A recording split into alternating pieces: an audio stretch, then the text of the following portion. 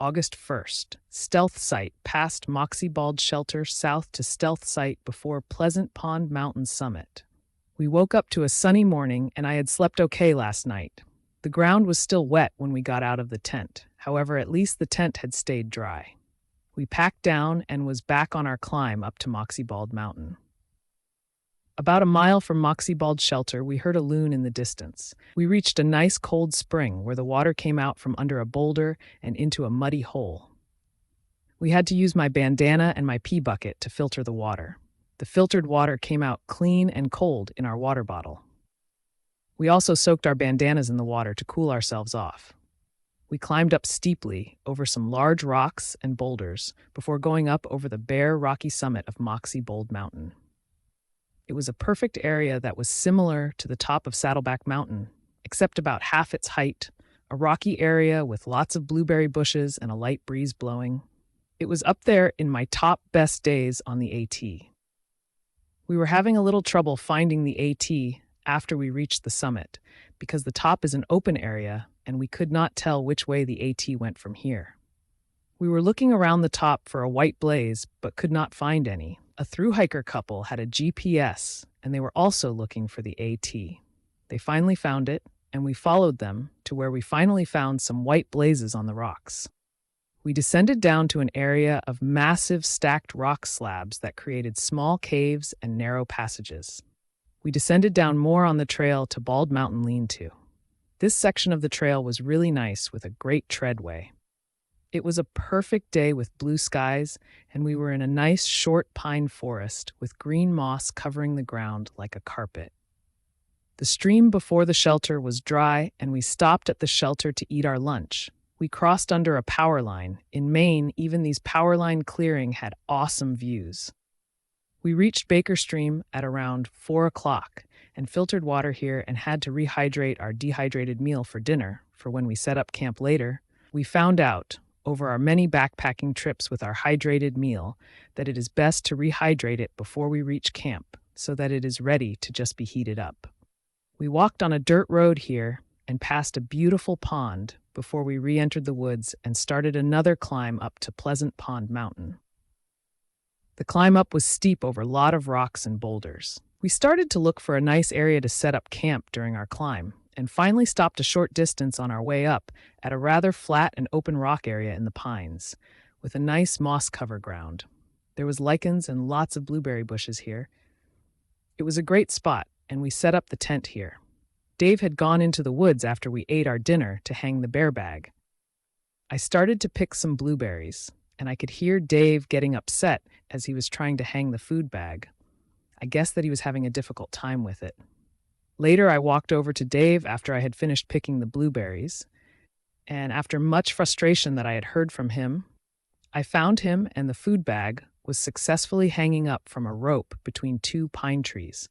He told me that these pine trees had very small branches, and that every time he had got the rope over a branch and then pulled up the food bag, the limb would just droop down toward the ground. He was finally able to get the rope up between two pine trees and then pull up the food bag up in the middle of the two trees.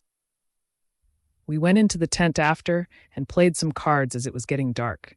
It was heaven on earth here, and I will dream about the quiet and the beauty of this area when I get home for a long time. August 2nd, stealth site south to a stealth site 2 miles south of the ferry crossing. We woke up at 5:30 in the morning, our earliest morning so far on this trip. We had to ration our oatmeal this morning as we do not have enough for the last morning. We had planned to be out by Thursday. However, it looks like we are not going to make it out until Friday. It was a beautiful sunny morning. We had camped on what we believe is Middle Mountain and will be climbing up to the summit of Pleasant Mountain today. It was a hard hiking day today as the climb up was difficult.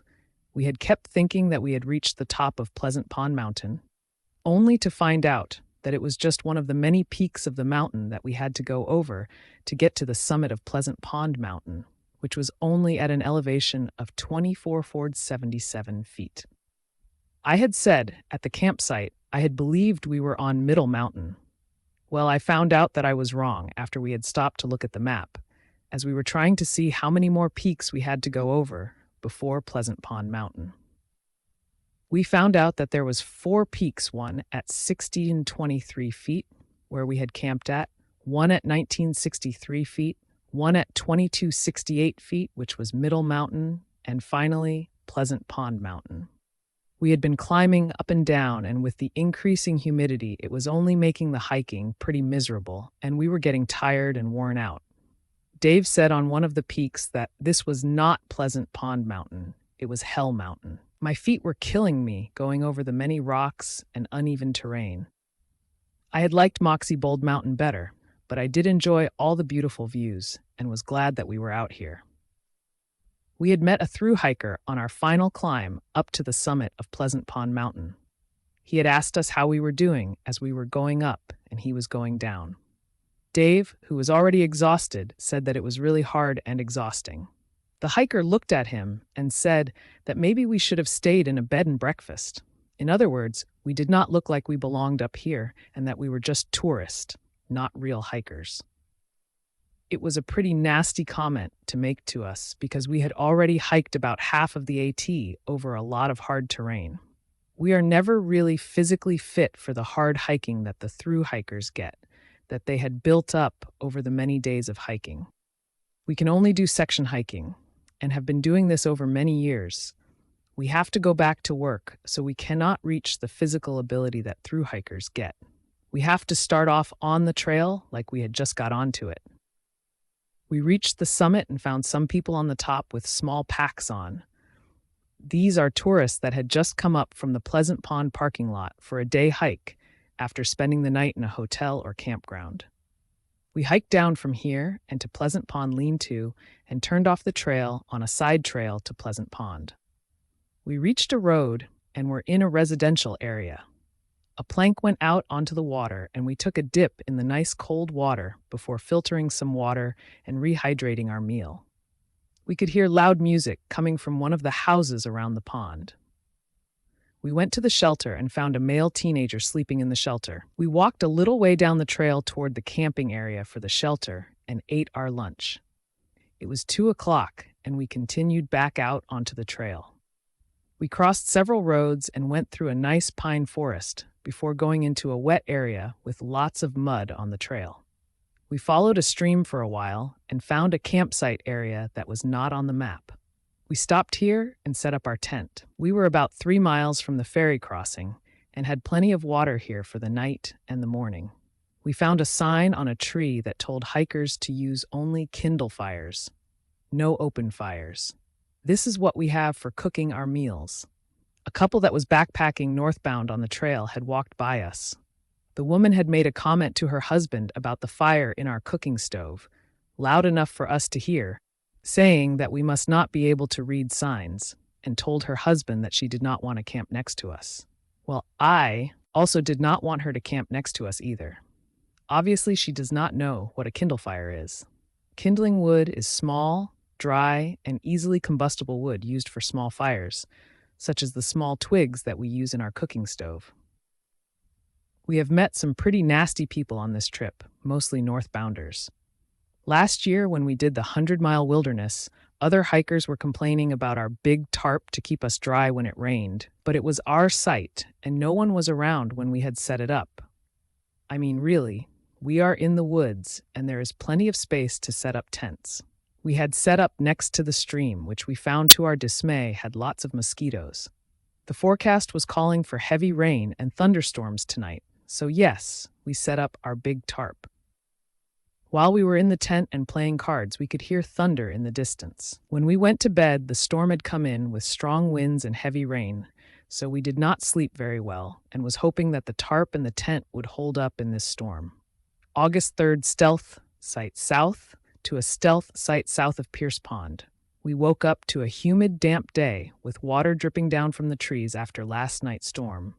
The tarp and the tent survived, and we had stayed dried last night. The mosquitoes were just awful after the storm came through, making it an awful morning as we cooked our breakfast. We packed down quickly and headed to the Kennebec River and the ferry crossing.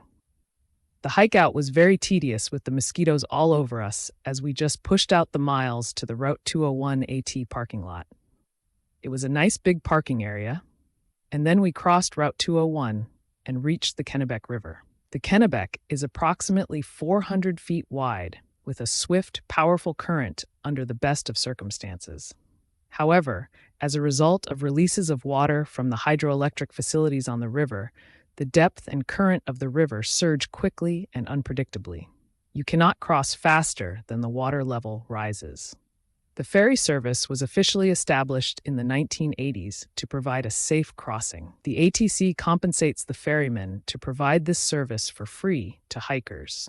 The ferryman was a young guy who was very businesslike and not very talkative. We got into the canoe that had a white blaze painted on it, and we crossed the river rather quickly, with the ferryman in the back, paddling, me in the middle, and Dave in front paddling. We reached the other side and thanked the ferryman and headed back onto the trail. This section of the trail was really scenic, with a nice waterfall and nice pine area that walked along a river. However, we heard another thunderstorm rolling in from a distance. The homemade pack covers that I had made at home was ripping, and I had made them too small. I had put in a lot of work into making these. It started to rain, and the thunder was getting closer. The rain actually felt very nice because it was so hot out. We did not even bother to put on our raincoats. The rocks and roots were very slippery, though. This section would have been supreme on a nice day. We arrived at Pierce Pond early at around 2 o'clock. I almost fell into the stream as I was crossing the dam on a log walkway. The log was very slippery with broken pieces and moss cover, and it was like walking over ice. Even Dave almost fell off the logs near the big falls once. We reached Pierce Pond Lean-To Shelter and had met 2 through hikers here that were staying the night here. The 2 hikers were very nice and told us that they were ready to be done with the AT. One of them said that section hiking the trail would have been a better way to do this trail. It was still early, and I wanted to push out more miles. Dave had wanted to stay here. It was a pretty area next to the lake in a nice pine forest with nice flat places to set up a tent. When a large group of teenage girls arrived, a youth group, Dave said that he was ready to move on. We had found out later on the trail that they were a group from Quebec and that it would be a little crowded here tonight. The trail between Pierce Pond and Scotts Road had become very wet, with lots of muddy and slippery rocks over large sections of the trail. We heard more thunder that was brewing in the distance. Dave was getting upset as he could not find any place good to set up camp, and that it was getting late. It was very humid out, and the mosquitoes in this area were all over us, biting the back of our necks and our hands. We finally found a flat area with a small rock fire pit. Someone else had stealth camped here. The area looked dry just as we heard a thunderstorm rolling in. The rain began to pour down on us just after Dave had got the tarp up, and luckily it was just a short burst, so we were able to get the tent set up under it. The sun had come back out. However, everything here was wet now, and the air felt more humid. The sun had disappeared around 8 o'clock when we got into the tent. August 4th, stealth site south to Carrying Place Road. We had woke up to a dank, dark rain dripping morning at around 6 o'clock. Last night it was very humid and damp, and Dave told me that he had not got much sleep as he was very sticky both inside his sleeping bag and outside of the bag most of the night. We are happy that it is our last day on this trip. Dave said that he was ready to get off this wet trail and not have to sleep in a wet, damp tent again. The hike today was foggy and damp on a flat section of the trail. About a mile down the trail, we found a gorgeous camping area in the pines. We went through a rocky area and reached a wetland area with a nice new long board over the wet and muddy trail. However, we did not see any moose here in this wetlands area of the Maine woods. Where are the moose? We reached our trail magic box at Carrying Place Road and the end of our 6-night backpacking trip. Only our first 3 days on this trip had nice weather. The rest of the days was wet and humid with thunderstorms. I am betting that the weather here will be nice after we had left the trail and went home. And I was right. This week had seemed to had gone by fast, and I think since last year when we had done 12 days on the AT, that we are moving more faster on these trails. Or is it just that it's feeling like it is? We had found nice sites to set our tent this trip that we had all to ourselves, which was nice. I enjoyed the blueberries. They were sweet and juicy. I had enjoyed the scenic views from the top of the mountains. I am feeling sad now because of our jobs and that we will not be able to get back onto the Appalachian Trail again until next year. Sometimes I wish that we could just through hike the AT. However, I am still overjoyed at seeing the car after a long and wet hike in the woods. We ended this trip at a public campground in the White Mountains of New Hampshire, and yes, it had rained all night.